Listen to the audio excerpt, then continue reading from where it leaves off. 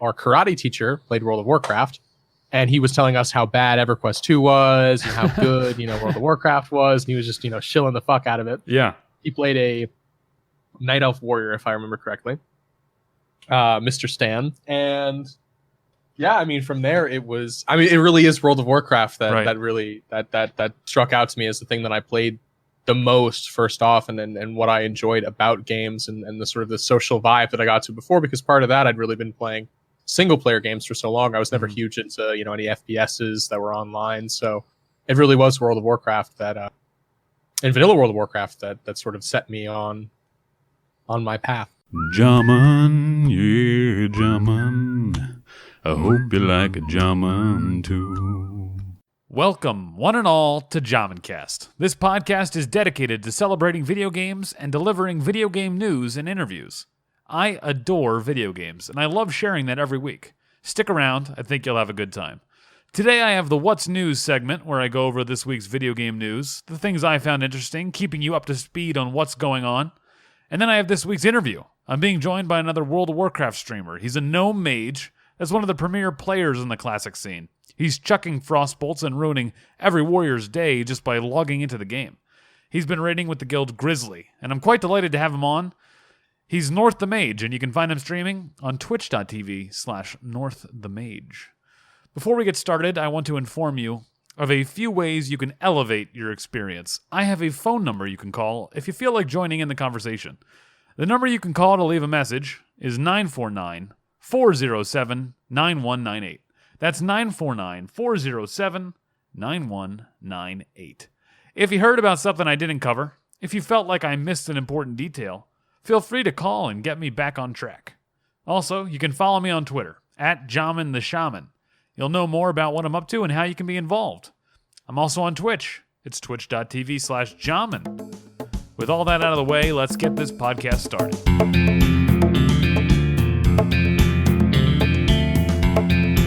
What's news, everyone? I'll tell you what's going on. This week, we get to start off talking more about Blitzchung, the Hearthstone player who was suspended a few weeks ago for his Hong Kong protest remarks on the official Hearthstone stream in his post-match interview. Well, Jeff Kaplan had some remarks to make about that this week. Jeff Kaplan, the Blizzard vice president and Overwatch game director, said he thinks the suspension of Blitzchung, the Hearthstone player, should be reduced or eliminated. The Washington Post had an article that went up on November 8th, 2019. Kaplan said to them in a phone interview, "I was relieved when they reduced his suspension, and I think the suspension should be reduced more or eliminated, but that's just me. I'm obviously a huge supporter of free speech. It's something that's very important to me," Kaplan said. "It got to me personally. I think the punishment was too harsh, and I was greatly relieved when they gave his money back. I think that was extremely important." He mentioned having a personal experience with bans and doling out judgment to players who were out of line. So Kaplan said, "We had to deal with a few of them in Season 1 in particular," talking about, again, Overwatch, an Overwatch League. "So we had to deal with a few of them in Season 1 in particular, and that process usually takes about 4 or 5 days to make the decision," Kaplan said. "There was always a group of us involved in deciding what the punishment should be, and we would heavily devil's advocate every part of the decision, so I was actually shocked that such a harsh penalty was levied." Kaplan's a real awesome guy. It was really great seeing someone high up at Blizzard take a stance that is aggressive. He isn't toting the company line and playing nice. He's just saying what he believes. He isn't calling for action or openly standing against Blizzard. He's just being honest. It's calling J. Allen Brack on his apology. Kaplan is saying these things, and he cannot be punished, publicly at least, because otherwise it looks like, yet again, Blizzard is against its own core tenet, that, quote, "every voice matters." So Kaplan's making a fantastic small stand on this matter, and it's really nice to see. Blitzchung, in the wake of BlizzCon, is already seeming to fall away in the public mind. It's important to remember this incident and to hold Blizzard accountable for their actions. The apology J. Allen Brack gave at BlizzCon, it was nice, but people have to keep them in check. Keep them honest, and Kaplan is doing that. The next thing I want to talk about is Method, and the WoW eSports prize pool from BlizzCon, along with the way WoW eSports is being treated by Blizzard. So, Shanna Derry Roberts, the general manager for Method, posted a twitlonger on 10 November 2019, explaining the WoW eSports prize pool fiasco at BlizzCon. For those who don't know, Blizzard sold a toy earlier in the year. Blizzard promised that 25% of the proceeds from the toy sale would bolster the prize pool of the WoW eSports competitions at BlizzCon, with a minimum prize pool of $500,000 promised. The toy sale was wildly successful. They made $2.6 million in toy sales. 25% of the proceeds ended up being $650,000. People were upset when the prize pool then became entirely funded by the toy sales. Previous years had not included a toy sale, and money had come straight from Blizzard.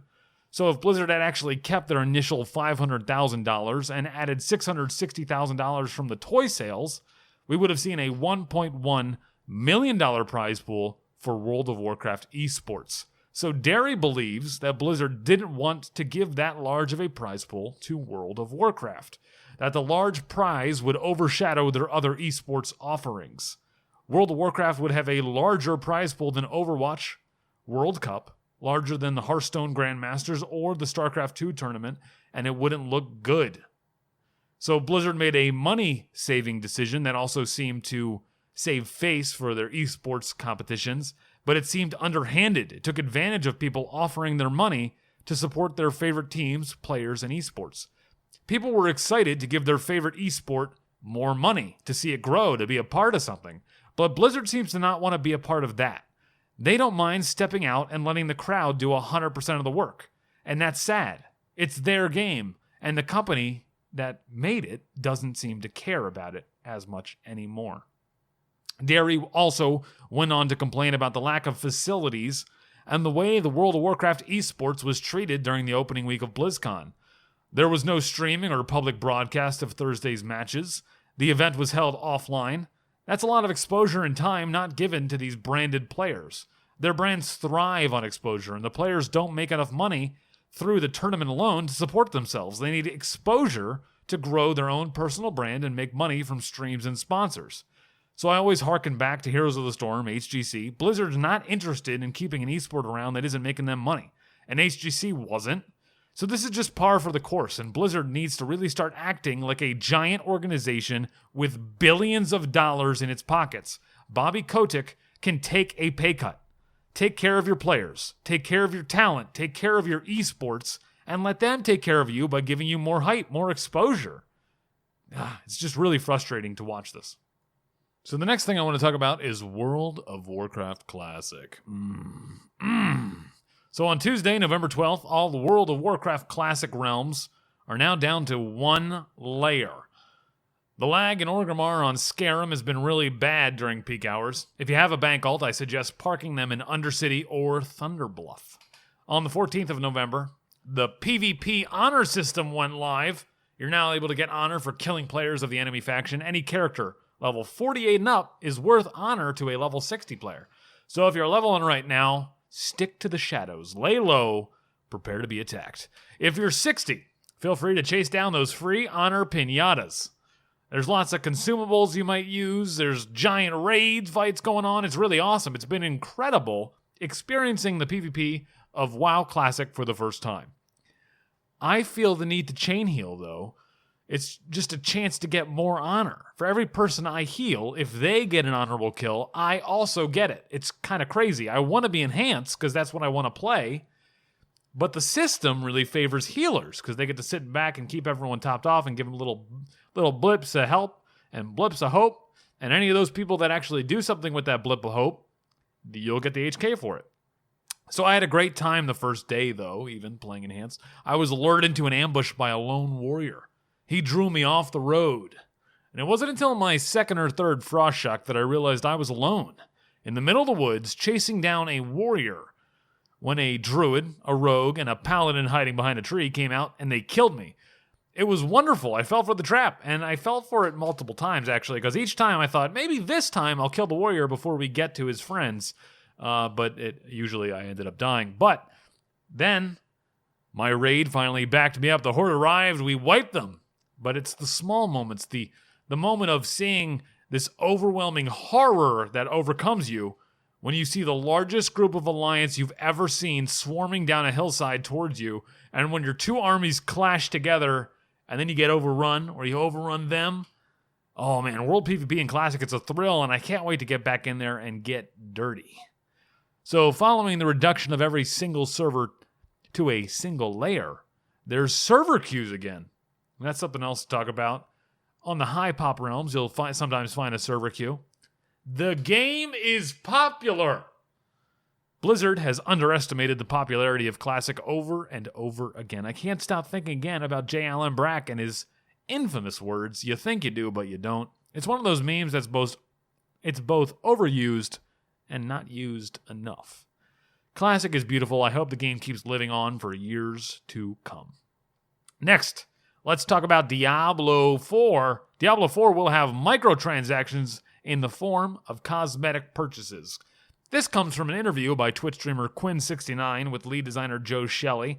The game is still really far out and things can change, but at the moment, it looks like we will get cosmetic microtransactions in Diablo 4. I think my cosmetic microtransactions are fine as long as the game is good, okay? The gameplay is good. As long as the game is first and the store and the creation of a platform for generating money is secondary. Once the platform for generating money becomes primary over the game, you lose some of that special sauce. You lose what makes a good game. Obviously, if you're not making a good game first, then you lose a good game. It's pretty simple logic. And finally, I want to talk about Joker D. I don't know how you say his name. Is it Jokered? Is it Joker D? I don't know, whatever. He gets removed from the organization Method. So Method's official response to what happened, and I'll tell you what happened in a second, but in an official response, Method said, "In response to Joker's actions, namely his offensive and unsportsmanlike behavior, we have removed him effective immediately from our Twitch team, and he's been suspended from Method." And after the suspension, they actually came out later and said that he was actually removed from the team after they finished their investigation. Joker was the first person to hit level 60 in Classic World of Warcraft. He leveled a mage. He shattered all sorts of records to be the first person at 60 in Classic WoW. On the 13th of November 2019, Method released him from their organization after he ninja-looted the staff of Dominance in a raid during one of his streams, and he was unapologetic, and he was quoted as saying, "They think I care about my reputation on a fucking American server?" So maybe his relationship with the organization is over with Method, but we'll see how it shakes out for him in the coming months. Will he be able to maintain his audience without support from Method? More than likely. Twitch likes assholes. Twitch likes drama. And he'll probably get a number of followers from this. People were outraged. Of course, everyone's outraged. People get outraged about stuff, but then they end up just talking about him, and he gets up more followers. So we'll see what happens. Will it be the right decision in the coming months? Again, we'll have to see. So that's everything I have for you this week, guys, for the video game news. I want to get to the interview now. North the Mage. North goes by. He's North the Mage on Twitch. Twitch.tv/North the Mage. He is a mage streamer for World of Warcraft. He plays with the Guild Grizzly. He came on and had a delightful conversation. I had a fantastic interview. I really liked talking to him. So here it is, my interview with North the Mage.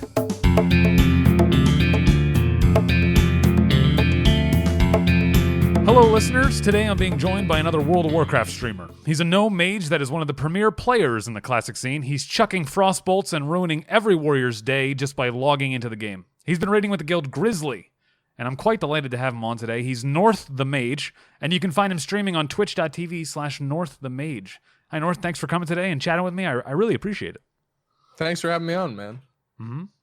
So I want to talk to you about this character transfer controversy that's been going on the last week or so, but you kind of champion that on Twitter and YouTube, but I want to learn a little bit about you first before we get into that. Is that all right?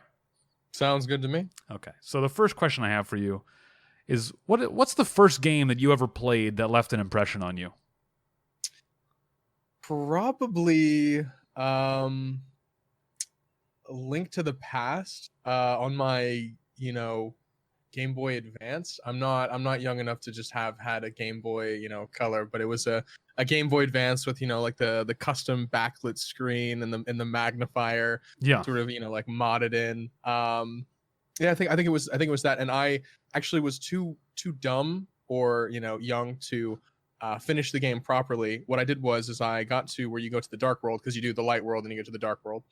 And I couldn't beat the first boss in the dark world dungeon. And so I got the hook shot, which was, I believe, the first weapon you got out of the first dungeon. And the way that the game was designed, you needed to just get whatever item was in the dungeon to get to the next one. So I got the hook shot, and then I go to the next one. I get whatever was like the ice wand or something. I go to the next dungeon. So I just went through and I got every single item rather than actually kill any of the bosses. And then went back to the beginning, and I was, it was like decked out, mirror shield, Wow. like fully decked out, like all of the magic wands, and just, zerg through all the bosses and sort of in reverse dungeon order. It took me a very long amount of time, but yeah, I'd probably say that game. In terms of MMOs, it would probably be EverQuest 2, because I was obviously, I'm young, so I was late to the whole actual EverQuest scene, but that was right before I got into WoW. So what did you know when you were playing Link to the Past that was the wrong way, or that wasn't the normal way that people had been playing through, or did you realize it after you got everything, or what point did you figure that out? Pretty early. I was just I was pretty clear that I couldn't kill the first one. And actually, I remember a few years back when I was I had an internship at this cardiology lab where I didn't spend a lot of time actually doing much because it was it's a shitty internship. I reinstalled Link to the Past on my phone, and I got to that same boss, and I got my ass kicked like 10 times before I could kill it. So oh wow, I mean that shit was actually hard. So I kind of get why it happened, but I was pretty clear on what I was doing. Gotcha. And so what other types of games did you play growing up? Was it EverQuest you played, but was there stuff after Link to the Past that really like formed like how you view games and what you like about games? That's a good question. I played a lot of Zelda games, so I mean, like everything on GameCube left a pretty big impression on me. Everything that I played, anyway. Yeah, Wind Waker was amazing. Sonic Adventure Battle 2 and the Chow Gardens in Sonic Adventure Battle 2 left a weirdly large impression on me. Like I wanted to get a bird after that because I had one of my Chow had wings, and I got a bird after that for my 12th or 13th birthday. It was a gray cockatiel. Wow. Anyway, it was mostly just like normal GameCube game type things until I was 9 or 10, when my dad started playing EverQuest 2, and he got my brother and I involved in it. And then our karate teacher played World of Warcraft, and he was telling us how bad EverQuest 2 was and how good World of Warcraft was, and he was just shilling the fuck out of it. Yeah. He played a Night Elf Warrior, if I remember correctly, Mr. Stan, and yeah, I mean, from there it was. I mean, it really is World of Warcraft that really struck out to me as the thing that I played the most first off, and what I enjoyed about games, and the sort of the social vibe that I got to before, because part of that I'd really been playing single player games for so long. I was never huge into any FPSs that were online, so it really was World of Warcraft that and vanilla World of Warcraft that sort of set me on my path. Yeah, that was the next thing I wanted to ask you about was like, and I've talked to a lot of people, and some people it starts out as it's a very social thing. Video games from the very beginning, they're talking with their friends, they're challenging them, but other people it's a solo experience, and like obviously with the Game Boy, it's by yourself. But how were video games? It wasn't a social experience for you until like World of Warcraft, until EverQuest 2? Largely, yeah, because you didn't have that same kind of the social atmosphere that you have in something like a raiding guild, or I remember when I did my first Molten Core when I was, I believe, 9.5 years old. Wow. And I remember my guildies in a guild that I would leave in TBC. But my guildies being like, oh, when we killed Golemag, they were like, oh yeah, you got to look behind. You can see Ragnaros for the first time. You just got to look through the eye behind Golemag. And I, went back there and, obviously saw what there was to see. I don't want to spoil that for anyone who hasn't seen what's behind Golemag. It's a treat. You can see Ragnaros through the fire. Yeah, right through there. But but no, it was other than trying to trade, like Pokemon using the weird Game Boy adapters, or playing Smash Bros. Melee at my karate camp, right? It wasn't a very social experience before. It wasn't a social experience with people through the internet, and I think that kind of like what that anonymity breeds and sort of the naivety of those experiences with new people, because it's not someone you know through any other means except for the video game. So it's this kind of very new and not innocent, but I struggle to find the word. But it's a very it's a friendship that's really relegated to the game first and foremost, which I think is a different kind of. So yeah, it's interacting with them outside the game is awkward. I've had friends that I've met through the game, and then I've gone and interacted with them outside, and it's kind of like I didn't realize that it was just the game that was binding us together. And I've had friends that I've met, and it's been great. But yeah, the social experience of a game, it's very unique. This whole, I think, video games, online culture, and all this stuff that we've learned over the last couple decades with the internet has really changed the way we interact, and just I love experiencing that with people and seeing how they came into it, how their life has been affected by it. And it lets you be like it's different in the sense that it lets social, like typically more antisocial people be social in a very different way, because you're not forced to, you're not face to face, you can turn off whatever it is that you're doing. You can mute your mic, you can silence your headset. You don't have to be, sort of inundated by the person or interaction that you need. So it's good in that sense, and bad in that sense, right? That you don't have the typical social conventions coming into play. Right. Yeah. You can back away, so you don't get to ever. Some people never step outside their comfort zone and realize there's something else that they can do. And yeah, for sure. When did you start playing World of Warcraft? When I was 8. I got it for my 8th birthday, I believe, and then I hit 60 when I was 9 years old. Was it classic WoW? When I was 9. Yes, it was vanilla World of Warcraft. I remember I hit 60 in patch 111, because that was when, I believe that's when it was, because that to my recollection is when they introduced marks to the game, because I remember before they had marks. Like, it's a very distinct memory for me. Like I remember being in Stranglethorn Vale and there being no skull or X or square, and then I remember being in Molten Core and having that skull and X and square. I remember reading the patch notes, them having introduced the targeting system and the marking system. I'm not sure exactly when that was, though. It might have been AQ actually. But yeah, I did a little bit of, I did ZG, I did some of AQ20, I did Molten Core. I couldn't do any bosses in BWL or AQ40 or Nax. My guild was too shit. We were hard stuck on Razor Gore, of course. And we were hard stuck on, I believe it was the 3rd boss of AQ20, where all like the waves of mobs come out.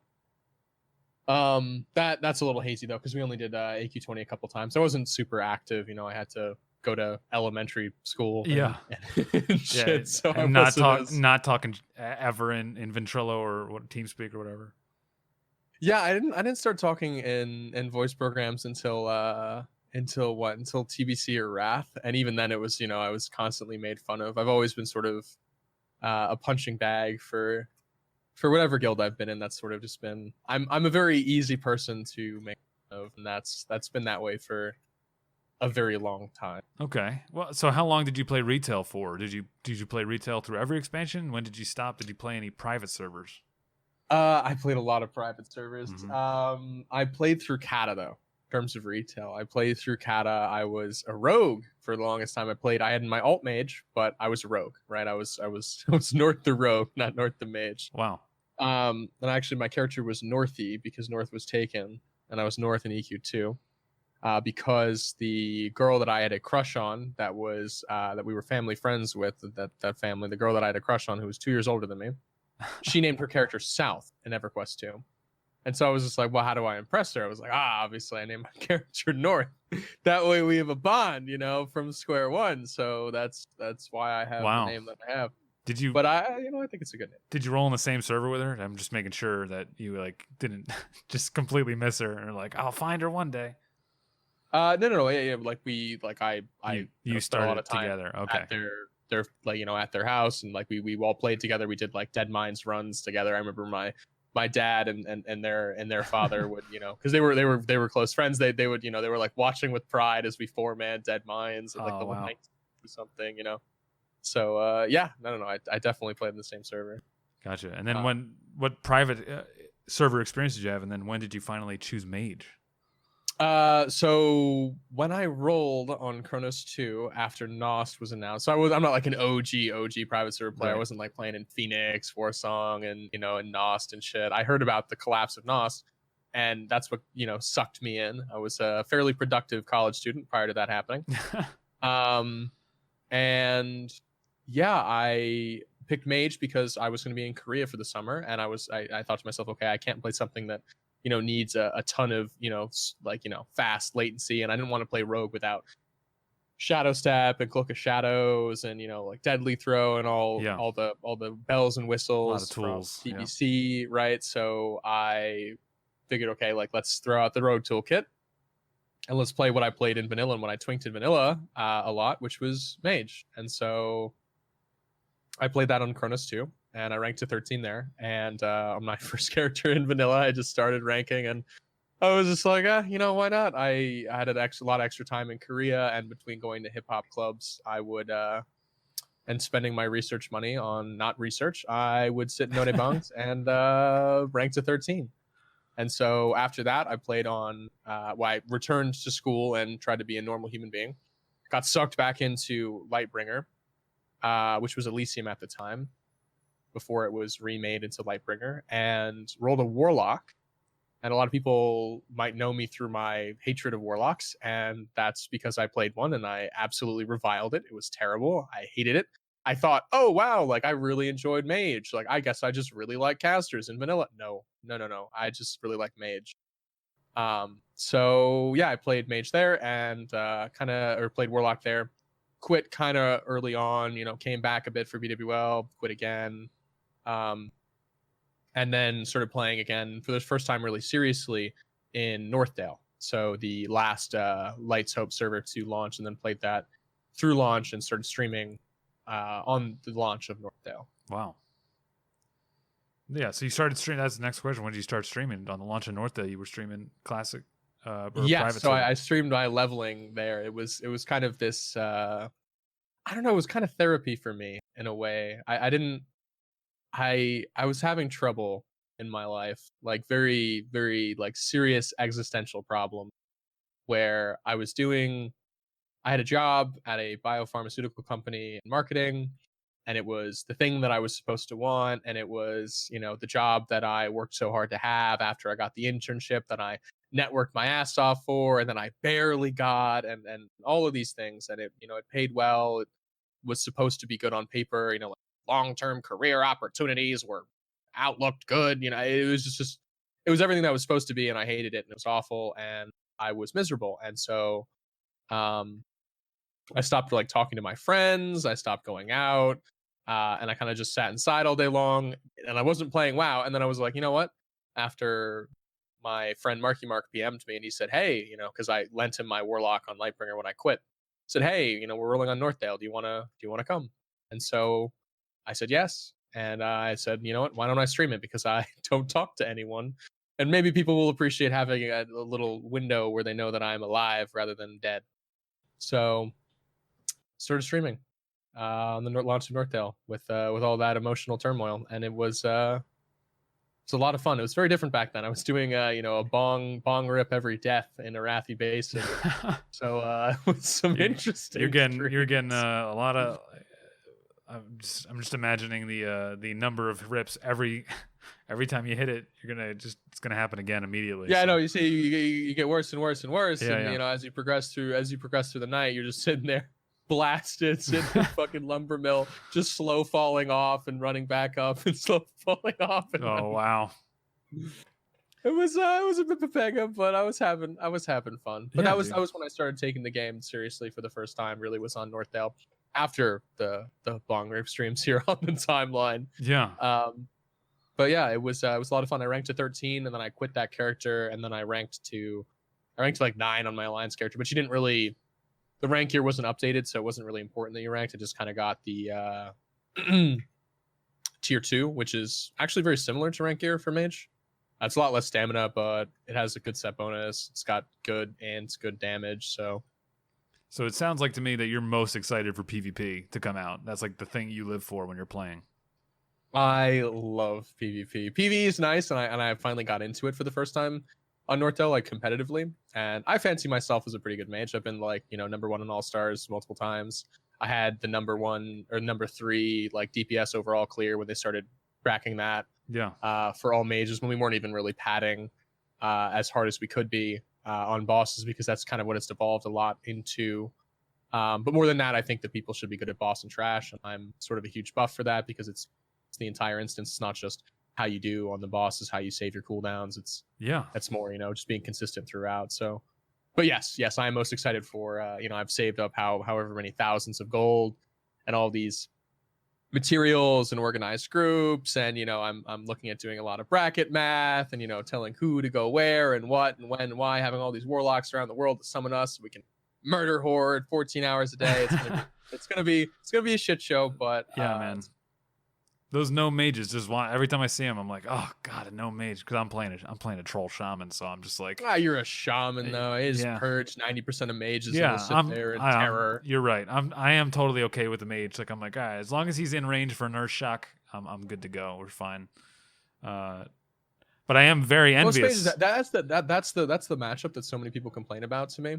Remember when my Discord was super, super active right prior to last Classic launch, because everyone was like, oh, like, am I going to play Horde Mage or Alliance Mage? Am I going to play Gnome Mage? Am I going to play Human Mage? And everyone who was afraid of playing Alliance Mage, their number one thing was, oh my God, but shamans. Yeah. Because streamers and like, CD clips made them terrified of dealing with shamans. And I was sitting there and I would always be like, they're not really, like, if you know what you're doing, they're fine. Shamans are fine. Yeah, sometimes they one-shot you, but sometimes you one-shot them. So who really cares? Just play the game. Yeah. I've a lot of warrior friends that cannot stand mages. It's just I almost don't even want to help them when they're fighting a mage, because it's just too much fun watching them just get kited for 5 years. And it's one of my pleasures in life is just watching my warrior friends chase mages around and giving the mage the opportunity to do what he does best. Warriors bitch and moan about that matchup. I actually have a warrior ult. I'm leveling it right now. I don't really get it. I don't really get why they bitch and moan so much. Yeah, of course, like the mage is such a hard counter. Like obviously, yes. Mages, shit stomp warriors left, right, middle, front, back, in the outfield, right? Like in the dust. Who fucking cares, right? It's everywhere. But you're a warrior. You're good at literally everything other than killing mages. It's the one thing that you actually suffer at in this game. Yeah. And people bitch and moan about it. It's like you're the best tank, you're the best DPS, you're like the best dungeon, like everything. Yeah. You right, like in organized PvP, you are such high damage and utility. You have really good mobility, other than the fact that other than when you're rooted. Yeah. And right, like so much burst and so much actual sustain. You have really, really good trinkets, things like life-giving gem, right? And they have the gall to complain about like a 1v1 matchup. Yeah. So I tell him every day this. I tell him every day that he's like, I'm like, dude, the PvP system revolves around you. Like the warrior is the meta. If you have a warrior, stop just like the whole PvP system is designed around how do I keep my warrior going? You have a priest that just cleanses them. Exactly. So you set them up, you lob them up because of how valuable they are and how like important MS is and how much burst they can actually deal. And warrior is such a fun class too. Like I never played a warrior prior to Classic. Like really, I played one to like 35, and it's my first one. I'm getting past 35, and it is so like when you're slapping, you're slapped. Like you do so much damage, and then you get rage from it, and you're just piping around. You've got all these abilities to use based on the swing timer, off the swing timer. It's just like and when the numbers stack up, you see those fucking crits just bust out one after the other. Shit just falls to the ground. It's so satisfying. Yeah, it's really fun, and it's just very like visceral. The weapon swings. So I don't obviously there are some downsides. Obviously you get shit stomped by almost everyone in 1v1. Which sucks. But like why people pick out mages in particular, yes, there's really no counterplay if it's a good mage, but how many good mages are there out there? I can kill like most mages that gank me. Granted, I'm a gnome. But most mages that gank me, I just murder them. Like it's not like most people suck at this game. They're really, really, really, really bad. Because it's a hobby. They don't care, right? So right, if someone's complaining about it, it honestly is just get good, forehead, like at the end of the day, or roll gnome, right? People are like, oh, I need my human warrior for PvE parses on a 15-year-old video game that wasn't designed for PvE, so I can hit molten giants and molten core for 3 months. It's like, really? Is that really what you're gonna do? Is that really your angle here, buddy? So I don't know. I don't know why more people don't roll Gnome Warrior. Yeah, they just clearing those roots anytime. And then they get their trinket for root clear as well. They get double root clear anytime. Exactly. And what do you get fucked by on Warrior more than anything? It's the fucking root clear because you can't charge, you can't intercept. People need to wake the fuck up. So I want to ask you another thing about mages that a lot of people are envious of, and I'm envious of, is what is it like to be able to print money with your class abilities? Because I tried to sell Wind Fury to melees, but they didn't buy it. They didn't want it. Actually, early on, it was kind of insane. Like even for regular water, there were 3 guys in the server, right? 3 guys in the server. Yeah. Who would hit me up and they would buy 3 stacks of food and 3 stacks of water, and they would pay me, I think it was 6 gold. What? For right, and that's for 6 casts because it's 3 and 3, and they pay me 6 gold because it's cheaper. It is actually cheaper, barely cheaper, but cheaper than buying shit from the vendor. Right. And so obviously the vendor stuff lasts forever, but they're going to use it anyway because they're going out to farm. They're going to use those 3 stacks, and so I would always I added them to friends. I would just talk to them throughout the day. I would just butter them up all day long. They kept coming to me. And no, it was not. And I'd never experienced that anywhere other than Classic. Like I never really sold I'm pretty notorious in at least my circles for, if someone PMs me and they're like, oh, food and water, I just have a price. And I'm not gonna unless someone's very nice to me. If someone's just like, hey, can I buy food? And they have no introduction, not like, hey, how you doing, man? Season's greetings or some shit. I'll just be like, okay, it's 2 gold for however much water you want. Or I'll be 2 gold for a portal, which is usually double what everyone else is charging. Yeah. And I really don't care because I don't need the money. Yeah.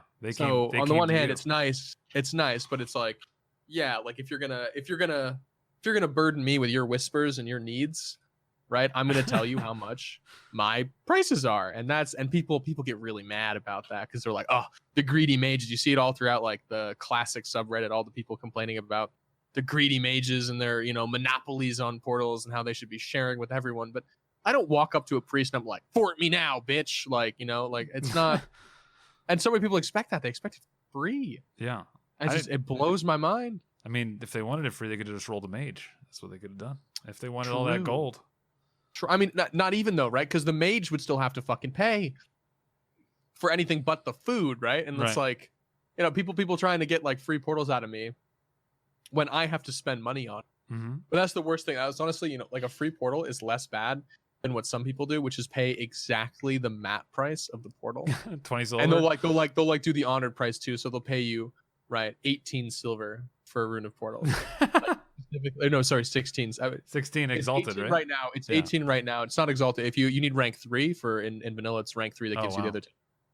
But the 10%, so it's 18 silver right now. And I have one guild member who I do not give portals to, because he always will trade me 18 silver, and it's not even. It would be better if he just didn't pay me, because I just feel like a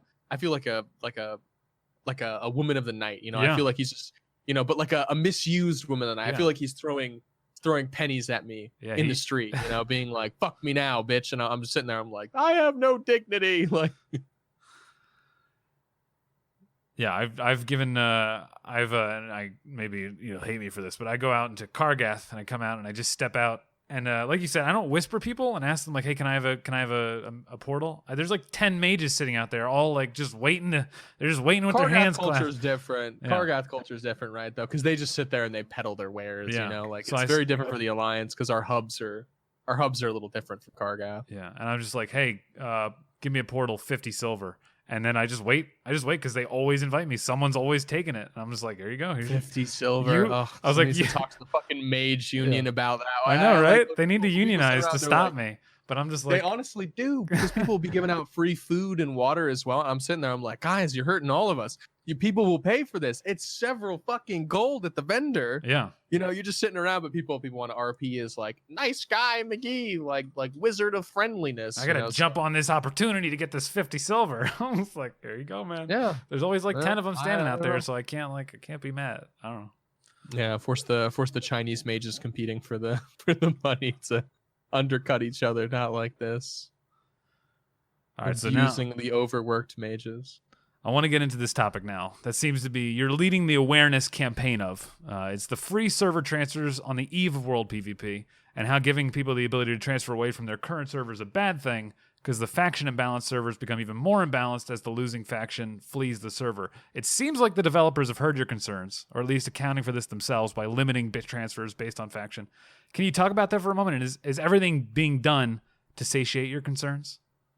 So yes and no. Because we do have there's some information to good effect and some not to. And as much as I'd like to take credit, first of all, the changes that were made to the Lua that I sort of analyzed were, I think from a week ago, I was made aware of them a day after I released my video, being like, they're trying to kill my right, right? Right. So I and hats off to them if that's actually what it was. I don't actually know when the Lua changes were made. For all I know, it could have been purely me, purely my, my video was released a day later. They changed the Lua, but I'm not that hopeful, and there's a reason why I haven't looked to see if that's true, because I know that it's not. Right. That being said, the rumors that I also heard from BlizzCon was that Blizzard are aware. Right. Blizzard are. The English say a company are. I think the Americans say it. Blizzard's aware of the problem, right? Specifically, Omar was quoted as being aware of the problem that the faction transfers implemented, and it really didn't make any sense to shut down the transfers and then re-implement them unless they were intending to change something about them, right? Or it was the final push to phase to one layer that was really spurning it on. And it looks like that's the case, right? Because we do have these one-sided faction servers not allowing the lower faction to transfer off, which is good. I mean, a step in the further direction that would be better would be just re-merging these servers that have been affected by it. For instance, Heartseeker and Stalag, if they were merged in terms of the active population, it would be 55% Horde to 45% Alliance. So in terms of the active player base at 60, which is not the entire server. I believe it's the active player base at 60. Right. I'm not 100% sure if it's just the active player base in general. I'm not sure where my friend was running a census add-on, and that's the numbers that he got when he recombined them. But it creates a problem, these open transfers that Blizzard, right, doesn't really look like want to solve, which upsets me, because it looks like it create the problem that it creates for them combining these servers back together is the fact that there is then the latency. Because initially the reason why these people left wasn't because it was super faction imbalanced, it was because of the queue. And they didn't want to be on a server with a queue, and the queue wouldn't last for that long. It was only going to last for a week or two at max, but people are impatient, and so they leave. And it was mostly Alliance who left, just through for better or for worse, it was Alliance who left. Maybe some of them wanted to leave because they felt disparaged by like the slight imbalance. At that point, I believe it was 60-40.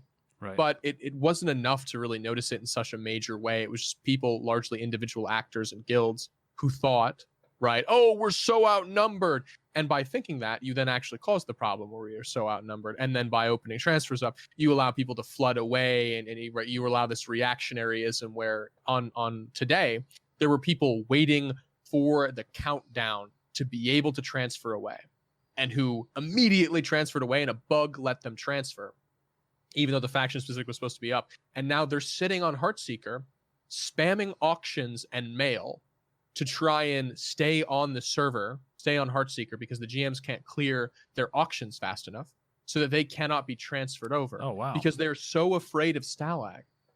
But in reality, it's that kind of weird reactionary sort of fear mongering that is, that now lives inside of their skulls rent free, that is causing the problem in the first place. Stalag's not that bad to flee. Like there's nothing wrong for it, especially on Alliance. On Horde, I think it's worse.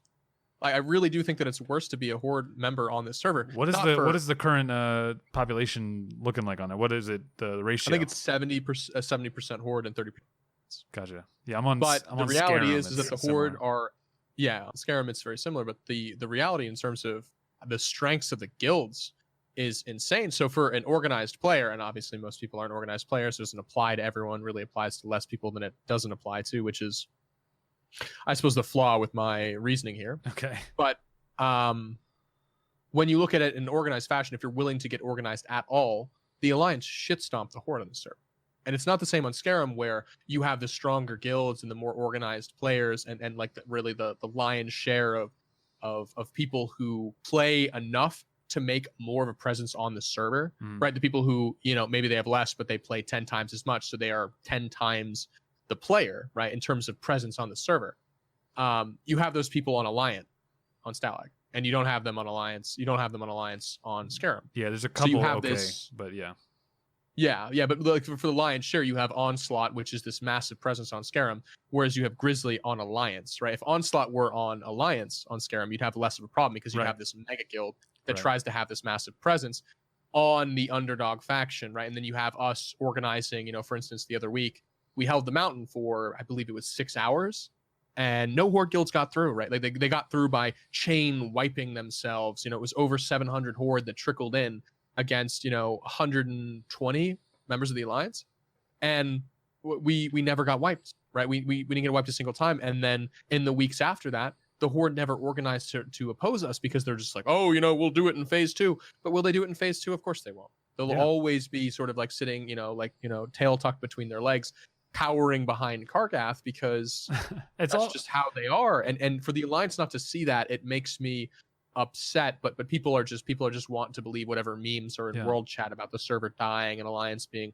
super unfavorable on this server. So it's also interesting to me whenever I talk about on Skyrim, like if I ever fight like an actual organized group of Alliance, like no one goes, hey, we need to get a group together to stop them. It's literally, we're Horde. We will eventually overrun them anyway because we have so many people. So no one will organize. So I'm imagining just in my head that exact 6 hour mountain camp that every Horde group was just like, someone do something about this. It was kind of this like, who's responsible here? I don't know. There's thousands of us. Like, why isn't anyone doing anything? Like, and just throwing your hands up in the air. It's just people just passing the buck and throwing their hands up in the air and being like, well, you didn't do anything, and well, you didn't do anything. And they legitimately, they hate each other on that faction. The faction itself, like, they actually hate each other more than they hate us.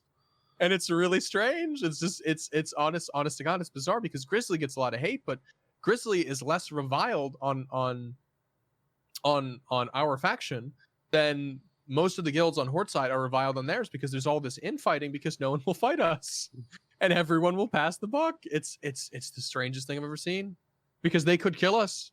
They really could. They have the numbers. The world PvP lag is such to the point where it just boils down to numbers. If people come prepared and you have more numbers, you will win when the server slows down to one action every 15 seconds, right? Because you'll just have more health.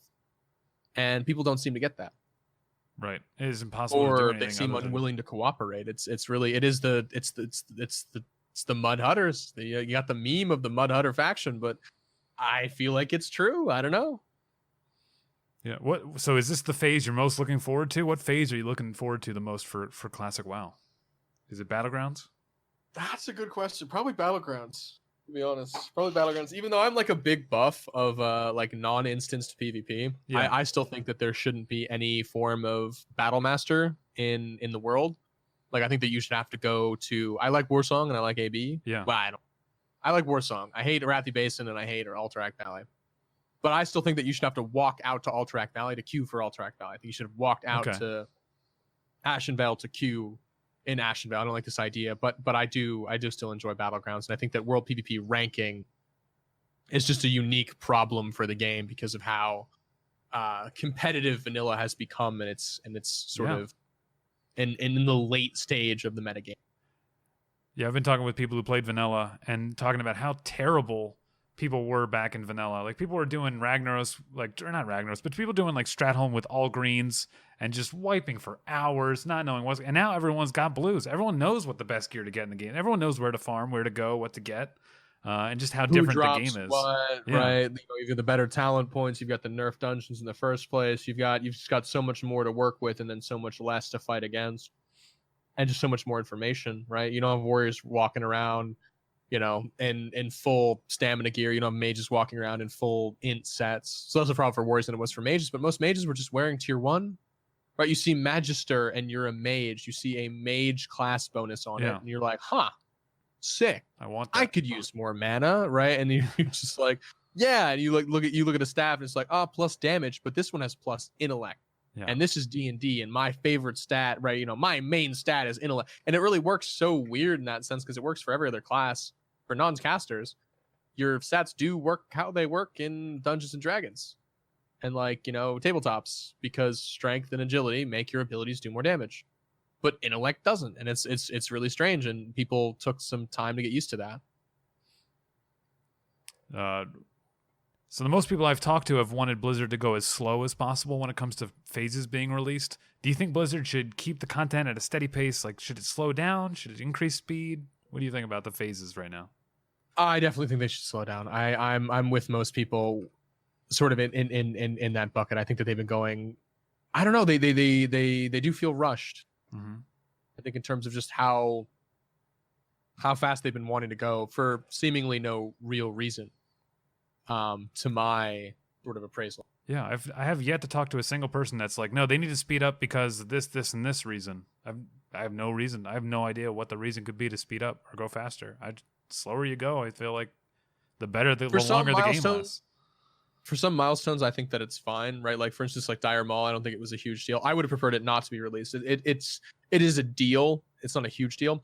Ranking, though, being released when it is, like, personally, for the people who treat it seriously, and whether or not you believe, okay, people shouldn't treat this game seriously, this is what I do, right, for a living, which is weird to say, but so like my seriousness in the game excuse me, is important to me in like a career sense of the word. So because I haven't found a way to pivot to just chatting content yet, obviously. So I had to cancel my Thanksgiving plan to rank because I'm a turbo nerd. Yeah. A lot of people that I know had to cancel their Thanksgiving plans, and they're going to be really busy over the holiday season. And I know a lot of people were, in terms of the practical sense, they really wanted ranking to be out later because of that, or would have preferred ranking to be out from the very get-go, because you create a very different atmosphere. Now we have this atmosphere where people started to prepare for ranking, but then didn't fully prepare for ranking. And now you have this weird where it's like preparation for not battleground based ranking. So it's people spending enormous amounts of money to slaughter people out in the world for honor, right? Competitively slaughter random levelers, etc., out in the world, which is going to be the worst thing possible. So I think in the only sense of the word, in terms of them going too slowly, is as it relates to releasing battlegrounds, because I think that I think that they'll. I'm curious what you think. Yeah, because I think that they'll release battlegrounds sooner rather than. I don't. Yeah, I 100% think they will. I think the world PvP is going to be such a terrible lag fest that they're going to release battlegrounds to try to alleviate that. I don't even think it's going to be a lag fest. I really don't. I think obviously the large scale stuff, the Tory Mill versus South Shore stuff, will be a lag fest, but that's not. People are not going to be doing that every single day. What people will be doing every single day is just camping flight paths and making the game generally unplayable for the vast majority of the population. Yeah. Right. And so the dads that play and that want to just live their lives in peace and get off work and play a little World of Warcraft are going to be camped by myself and the Turbo Spurks. Yeah. Rolling around, murdering people, sappering on groups of 3 level 48s because it'll kill them faster, and we don't want to be overrun by the swarm of level 48 horde that we're seeing in Burning Steppes, but or Syrian Gorge, right? So it's going to be bad for the game. We like a lot of people have been over this. It's going to be bad for the game. It's authentic, but it's going to be bad. And so I think that they'll release it sooner rather than later. I worry how much damage will be done to the server in the meantime. But with the alleviation of the server transfers, with the faction specificity there, I think that it will be. But it can only handle so much. People will start quitting after a certain amount. Yeah, I think exactly. Leveling up. Who's going to want to level up when you can't go anywhere? It's going to be crazy. I still have people that are I have a friend who's been playing. He's been on and off the whole time. He's like level 45, 50 almost now. And I'm like, well, good luck, friend, because you waited way too long, and now he's... And that's the thing, though, right? Like, I don't think that he waited too long. I think that he waited too long. I think that he had a realistic expectation that the game would not progress this quickly. that the game would be a little slower paced, that it would be, because the game is for, in large part, the dads. The dads are the people you see streaming it, right? Other than like Swifty. But I think that it's designed for those people. It is, at the heart of it, it is a casual experience, like classic World of Warcraft, vanilla World of Warcraft. It's supposed to be a more casual experience, and we have that sort of muddied by the desire for Blizzard to sort of push it out of the gate a little faster. Yeah. And I think that's a mistake. I really do. I think that that's a mistake, because you should cater to the people who are leveling slowly. My friend, he's only level 58 now, and he plays, he plays almost every day. Obviously he's not a very fast leveler, but he plays almost every day, and he is disappointed that he had to kind of rush his last few levels, because he was taking it slow, even for someone that was still playing fairly often, and he's still not level 60, and he was enjoying that. He really was enjoying the journey, and for how many things that they mentioned in terms of like removing unarmored mounts from the game, which would have been removed tomorrow had they chose to re-implement them, and only re-implement them for up to patch 1.4. They said that, oh, we don't want to put these in because we don't want people to rush, and yet they're making so many decisions to the exact opposite sort of frame of mind, which to me is disappointing, because I think that they hit a good vein of thought when they said, okay, we want to make sure that this isn't overrushed. We want to make sure that this is, slow and steady. And in large part, based on the progression of the phases, hopefully it slows down, but in large part so far, it hasn't. It's going to speed up. I mean, it's the same thing they did with Naxxramas, then Burning Crusade. It's just like, oh, okay, we put that content, we got to put more content out because we just put it out, and they got to see the next thing. Like, it's got to come out. And guys, everybody knows what's coming. We all have experience. Not everyone's experienced it, but we know what's coming. But like, I talk to people who have Sulfuras, Hand of Ragnaros, and he's like, dude, go slower. Like, I can farm Molten Core for a couple more weeks, like a couple months. Like, we're totally fine doing that. Like, there's 40 people in this raid. Not everyone's geared out. Like, so it's just been really interesting. What do you want to see most after Naxxramas? What do you want Blizzard to do there? Do you want them to do like classic seasons? Do you want a Burning Crusade? I'm always on the Classic Plus train. I think I'm in the minority of people who think that Burning Crusade was a step in the wrong direction, drastically so. Okay. But I always kind of have extreme opinions on most things. But yeah, I don't like the direction of the game. The direction the game took in TBC. I would prefer a Classic Plus or Classic Seasons, because that to me would be more interesting, especially if they, like maybe they had league mechanics like PoE in terms of changing the game. But I don't know. I'm with you there on the.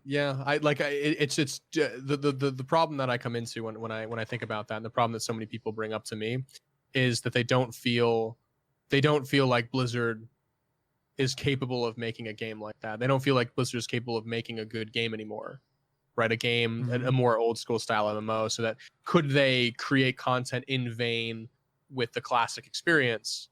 Probably not, right? Are they more likely to create a game that's more in vein of classic by changing TBC to reflect more of vanilla's values? I think so, but it still won't be enough.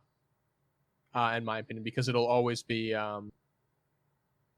Like, they won't change the class balance, which I think is a major issue, right? And people talk about that, and I think they're nuts when they say, oh, but class balance really, really was evened out by the Burning Crusade. When you look at for the first time, you have class stacking in a way that isn't, we have class stacking to complete content, not just to parse and to hardcore metagame and min max. It's to complete content. You have this class stacking, and you have entire classes not brought to raid, much less specs. And for the pure DPS classes, their specs suffer a lot more. And sure, you have these hybrids be more viable, right? But it's this rise of the hybrid, when you don't need every class to be viable in a PvE situation. And when you try and do that, when you try and pigeonhole them and fit the square block and fit the square peg into the circle hole, it doesn't work, and it shouldn't work.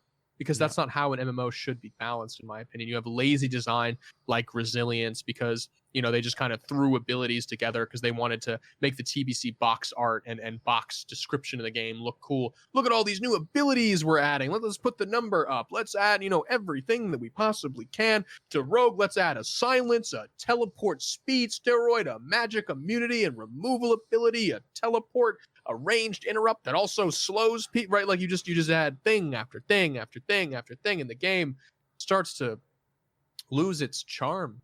Yeah. So I really would be in favor of like a very vanilla, like classic plus, like keep the classes the same, add more horizontally, sort of progressive content. Do the thing that guy on Reddit was doing, where he just added a bunch of zones to like random places that were unused. That was sick. Like right above, to the east of Loch Manan and above Swamp of Sorrows towards Red Ridge Mountains, like all those areas that are just completely unused, right? You have all these areas that are just sort of like one-off areas, above Hinterlands, for instance. You have all these like sort of shoreline areas. Quel'The Lost, right? Go add the cities that were in Burning Crusade, right? Go add Blood Elves. Fuck it, right? You could stand to add Blood Elves into Classic. It wouldn't ruin it. You could add Draenei into Classic. Wouldn't ruin it. Don't add all the like other crap that went along with it. Don't let Blood Elves be paladins. Don't let Draenei be shamans. That's bullshit, right? Like leave some faction identity in terms of class back in the game, but right, you can throw a little bit of spice, because it's not everything about TBC was bad. It's not everything about Wrath or Cataclysm or Mists of Pandaria, because these games all have little glimmers, little shining diamonds underneath the giant piles of shit that they lopped onto the RPG that is World of Warcraft, right? You have such promising elements that are disguised by so much random bullshit that in retrospect is so easy to pick out and be like, this is bad. That it's just, on the one hand, you'd think it'd be easy. On the other hand, you realize that it's a company that's made up more of marketers than of developers. So it's probably challenging. Yeah, the Steve Jobs quote of as soon as the product gets made and then the sales team takes over, the company can only make more sales of the product. So the sales team becomes the driving force on the company, as opposed to the manufacturer, the engineer who created it, who allowed the company to exist by creating this product. He's no longer as important as the guy selling it. So the sales team begins, they increase they become and those are the people promoted. Those are the people who are cherished by the company. Those are the people who the company begins to revolve around. Mm-hmm. And everything changes. I want to ask you one more question, and it's about your beard. I was watching some clips from the beta, and your beard felt very kempt and it looked very clean. And all of a sudden, I'm going to clips from very recently, and it's a rough thing, man. What's going on there? I actually was looking at clips from the other day, and I was like, wow, look how groomed I look here. That's crazy. Yeah. I want a wizened wizard beard.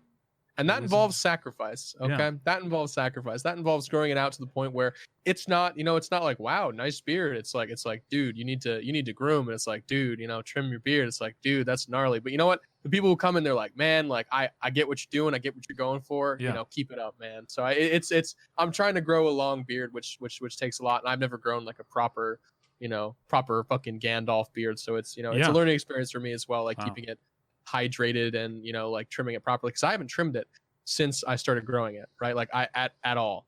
Like when it was well groomed, that just because it grew in well groomed, other than like I trimmed the cheeks once, which I regret.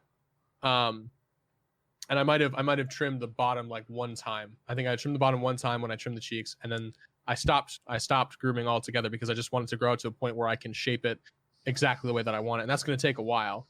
I think I'm nearing that area though, but it's just it's a long slog. You gotta, when you grow your hair out, it's the same thing. It's you're gonna have that in between phase where it looks kind of dumb, right? But I'm okay with that. Yeah, I'm envious of your beard because I can't grow anything on my cheeks, but I'm also envious of your mage play, of all your spells and all your abilities, and I really want to thank you for coming on, man. It was a pleasure talking to you. Pleasure talking to you too, man. I hope to be on again sometime if you'll have me on again. Yeah, I would love it. Let's for anyone listening, if you're listening to the podcast, you're listening live, it's twitch.tv/North the Mage. He's on Twitter at North the Mage. It's YouTube. Guess it. It's North the Mage. Check him out there, guys. And I really, again, thank you so much. Thank you. Cheers.